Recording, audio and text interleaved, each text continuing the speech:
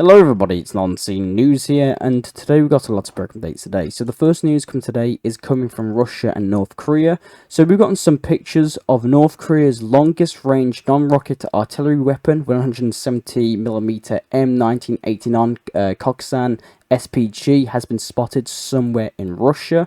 So you can see this image here in your bottom left corner. This photo has begun to circulate on the internet, which shows an entire train with the North Korean self-propelled gun somewhere in Russia, writes the Telegram channel Rybar. So if this is really true, then the Russian armed forces may have just received a potential self-propelled artillery gun that could potentially outshoot NATO self-propelled guns in range. We've also gotten some news that Olaf Scholz, the Chancellor of Germany, just spoke with the Russian President Vladimir Putin, even after protests from Zelensky. So, within this huge telephone conversation between Russia and Germany, the Kremlin has confirmed the telephone conversation between Vladimir Putin and Olaf Scholz. So, the Russian President Vladimir Putin stated that possible agreements on Ukraine should be based on new territory realities and eliminate the root causes of the conflict. So Vladimir Putin's main statement in this telephone conversation between the leader of Germany and the leader of Russia was the Russian side has never refused and remains open to resuming negotiations that were interrupted by the Ukrainian government. The current crisis is a direct result of NATO's long-standing aggressive policy, and the Russian president also noted the unprecedented low of Russian-German relations. So that's all the news I actually have on the phone call between the German Chancellor and President Vladimir Putin. So it's all been confirmed by the Kremlin and both sides of the government. And despite the call, Germany did affirm its alliance to Ukraine on call with Putin. So very interesting news. And the next news we're going to go into is that the first signed contracts for the export version of the Russian 5th generation fighter, the Su-57E, have already been signed, apparently. So this was reported to the Russian journalist of the Rosoboronexport COO, Alexander Mishev, who was at the Zhuhai Air Show. So apparently the first signed contracts to export the Su-57 has just been signed. We don't know what country will be receiving the Su-57 or anything. It could be China, it could be Kazakhstan, Belarus, it could be anyone, but Russia has just signed the first export of the Su-57E. So very interesting news. We've also got news that two Tu-95 MS long-range bombers conducted a planned flight over neutral waters of the Barents Sea. So the flight duration exceeds 4 hours, and MiG-31s of the Russian Air Force did escort the bombers. So Russia's long-range aircraft regularly conduct flights over the neutral waters of the Arctic, Northern, and Atlantic and Pacific Oceans, and Black and the Baltic Seas. So all flights of the Russian aerospace forces were carried out in strict compliance with international rules and on the use of airspace over international waters. So the Russian government released the videos of its bombers conducting missions over the Barents Sea, which is this sea, conducting exercises with MiG-31 aircraft, but apparently to the Russian government, they followed all international laws and agreements. So very interesting news. And we've also got news coming from Canada and Latvia that Canada has just conducted its largest military exercise in 40 years, practicing repelling Russia on Latvian territory. So you can see here in the bottom left corner, we can see the Canadian Army conducting its largest military exercise in 40 years in the Latvian territory. So those are heavy armored vehicles that were in this military exercise, along with artillery, towed artillery, and even more. So Canada has just conducted its largest military exercise on Latvia and will continue to do so, and I'll report to you if there's anything happens there. We've also got news coming from Ukraine that Donald Trump's victory in the US elections has prompted South Korea to reconsider the possibility of sending weapons directly to Ukraine. However, no decision has been made yet, according to Bloomberg, the news agency. So according to the news agency, due to Donald Trump's victory in the US elections, this has prompted South Korea to reconsider its stance on armament shipments to Ukraine.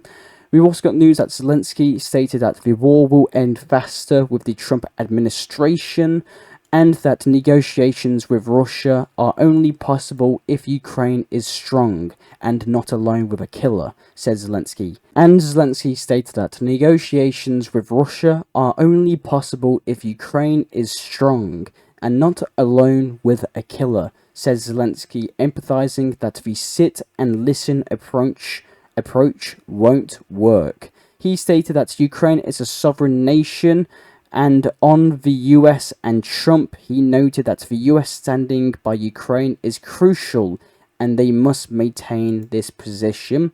We've also got news that Elon Musk has openly mocked Zelensky's interview. So if you can see here in your bottom left corner, he stated on X, his sense of humor is amazing regarding the US cannot force us to sit and listen at the negotiation table, stating that we are an independent country, says Ukraine's President Zelensky in Ukraine's radio interview. So Elon Musk has openly mocked him online, so interesting news. We've also got news that the head of the Ministry of Foreign Affairs of Japan has just arrived in Kiev a couple of hours ago on an unannounced visit to Kiev, so interesting news. We've also got news in France. The training of a new brigade of the Ukrainian Armed Forces is being completed. By the end of the month, the Anna Kievsheva Brigade, consisting of 2,000 to 2,300 servicemen, will return to Ukraine. 1,500 French instructors were involved in the training process. The new unit will also receive new weapons. These are the VAP, APCs, AMX-10 RCs, wheeled tanks, and Caesar self-propelled guns. So by the end of the month, Ukraine will receive 2,300 Ukrainians that have been trained in French equipment, French training, and those about 2,300 of them come to Ukraine at the end of the month. And now let's get into Estonia. So we've got news coming from the Estonian Prime Minister. The Estonian Prime Minister stated that Estonia wants to persuade NATO countries to increase their defense spending. This is the only way, he says, to ensure Europe's security and strengthen the defense capabilities of the Baltic countries. He stated that it is necessary to increase the minimum level of defense spending by NATO countries to at least 2.5% of GDP. And now let's go to Austria. We got some breaking news coming from Austria that Russia is to stop delivering gas to Austria today. Energy company stated. Russia is expected to stop delivering gas to Austria from Saturday, said the spokeswoman for OMV, the Alpine Nation Energy Company. So, according to the Alpine Nation Energy Company in Austria, they stated that we have been informed by Russian energy giant Gazprom that it will no longer deliver Russian gas, the OMV spokeswoman told the AFP on Friday. So, Austria will no longer be receiving Russian gas, it seems. So, very interesting news. We've also received news from the Polish president, and he expects that Trump's victory won't allow Russia to destroy Ukraine because apparently he respects the US taxpayers' money. So the Polish president stated that Ukraine is a country in which the United States and America taxpayers, whose money President Donald Trump will soon be responsible for when he takes office, has invested significant sums. I can't imagine President Donald Trump allowing Russia to destroy Ukraine. It's about respecting American taxpayers' money and recognizing that when America gets involved, America does not lose, the Polish president said. And now let's head to France, and more specifically coming from Paris. So a hostage situation did unfold in suburbs of Paris, where a tense hostage situation was unfolding in suburbs of Paris, where a man did take 4 hostages in a local restaurant, according to BFM TV. So this suspect was armed with a knife and took 4 hostages to a restaurant and threatened to cause harm. But at the end of the day, all hostages were freed from the restaurant in the Paris suburb. Media reports and indicates that all hostages have been released without injuries, and the suspect has been detained by police. So at the end of the day, the police did manage to get the guy and detain the man, with all hostages not having any injuries. So very good news to hear from Paris. Now let's head to the Georgian breakaway province of Abkhazia. So we talked a little bit about this in the previous video, how protesters in Abkhazia was at an all-time high. So now we've just gotten news that protesters in Abkhazia's breakaway province from Georgia have just seized the parliament building and the presidential administration. So protesters have just seized the Abkhazia's parliament building and the presidential administration, and plans to remain there until the president resigns. So the main reasons behind the opposition discontent and the protests in Abkhazia, I did some research about it, and apparently the opposition believes that after the ratification of the investment agreement with Russia, Russian companies will begin to build apartment buildings in Abkhazia, driving up housing prices in the country. They also argue that the construction of apartments could pose a risk to the country's economy and harm small and medium-sized businesses. So the protesters demand the removal of the ratification of the investment agreement with Russia from the parliamentary agenda or vote against it, and to get rid of the president of Abkhazia. So very interesting news. So a very intense situation is happening here. We've also got news that the president of Abkhazia promises new elections when the opposition protesters leave the government building. So one side is saying that it won't leave the building until the president resigns, and now the president of Abkhazia is now stating that he will hold new elections when the opposition protesters leave the building. So there's a massive scandal happening in Abkhazia, and I'll keep you updated on that. We've also got news that the Armenian Prime Minister held a phone call conversation with Donald Trump. The Armenian government reports, but no news about the phone conversation. We've also got news that Benjamin Netanyahu's house, so the Israeli Prime Minister house, has been hit by a Hezbollah missile again. So 2 rockets were fired by Hezbollah and landed around his house. So I don't think it actually hit his house, but it landed around the vicinity of his house. So Hezbollah has tried to attack his house, Benjamin Netanyahu's house, again. We've got news that Ethiopia has summoned the Sudanese envoy over threat of war over the Nile waters. So Ethiopia has just summoned Sudan's ambassador to protest comments by acting Sudanese Foreign Minister Ali Yusuf that suggested a dispute with Ethiopia over the Nile Dam could be resolved by military force. So Yusuf, the Sudanese Foreign Minister, said in a recent television interview that Sudan could side with Egypt if talks on Ethiopia's dam fail. If political instruments are exhausted, the question of military solution to the conflict will remain open, he noted. So the Sudanese Foreign Minister himself will soon visit Ethiopia perhaps to explain himself to his partners. So Ethiopia has summoned the Sudanese foreign minister due to his recent military threats to Ethiopia, and I'll keep you updated if any news comes related to that.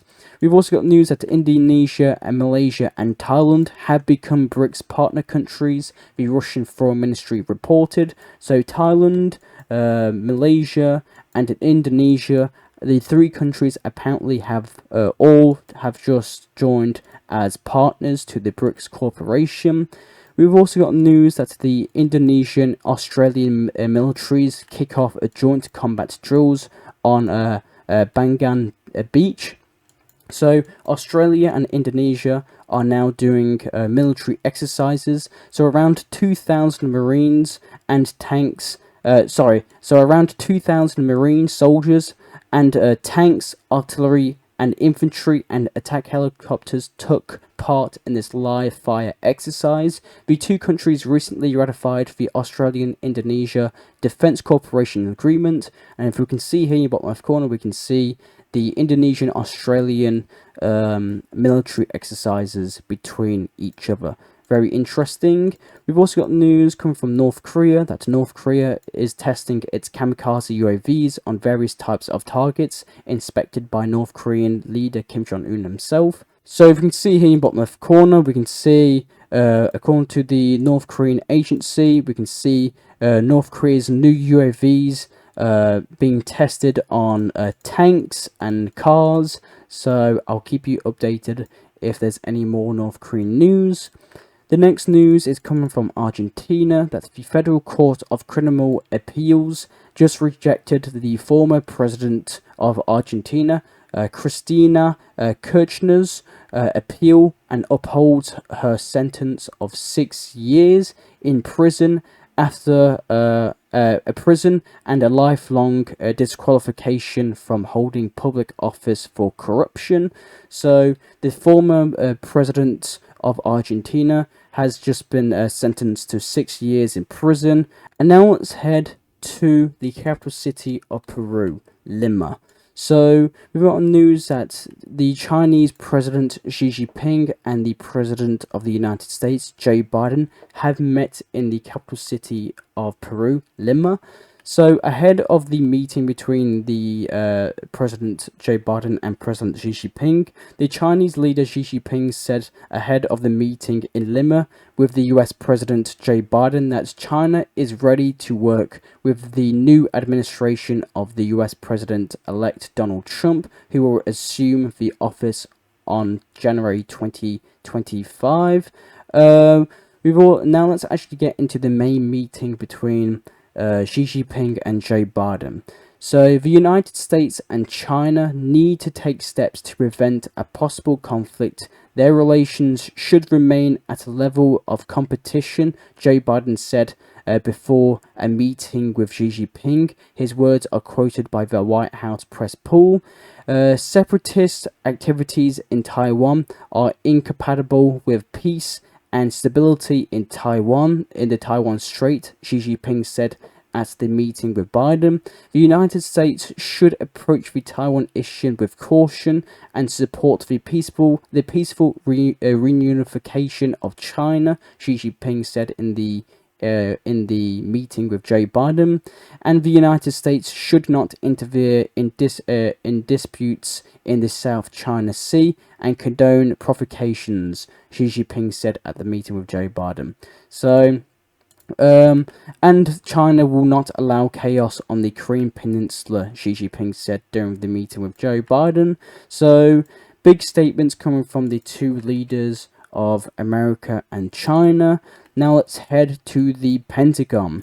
So the Pentagon reports that China, Russia and North Korea cooperate on nuclear threats, the Washington Times citing the Pentagon reports. So the document notes that the United States will be forced to contain growing nuclear threats from the three countries simultaneously.